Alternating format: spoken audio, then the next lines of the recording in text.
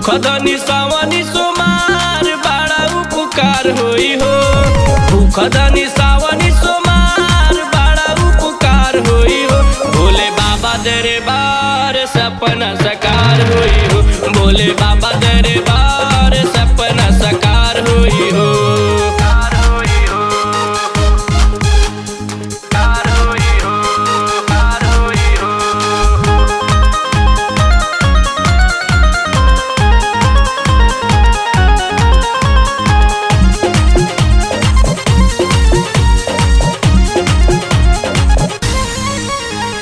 सीमावा पर लागल बा पहरुअन के पहरा, जाता नी ड्यूटी आई चढ़ते दशहरा।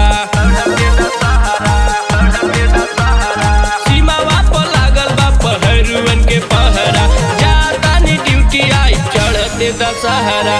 बाबा के महिमा महान बड़ा उपकार होई हो। बाबा के महिमा महान बड़ा उपकार होई हो। देवघर बाबा दरबार सपना साकार होई हो। भोले बाबा दरबार सपना साकार होई हो। साकार होई हो, साकार होई हो, सपना साकार होई हो, साकार होई हो।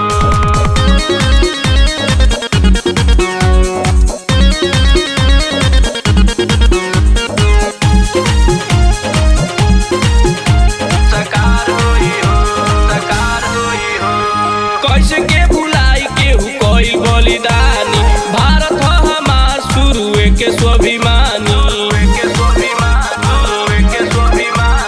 कैसे के भुलाई केहू कोई बलिदानी, भारत हो हमार शुरुए के स्वाभिमानी। दीन बंधु अनिल समझदार बड़ा उपकार होई हो। दीन बंधु अनिल समझदार बड़ा उपकार होई हो। भोले बाबा दरबार सपना साकार होई हो। भोले बाबा दरबार सपना साकार होई हो।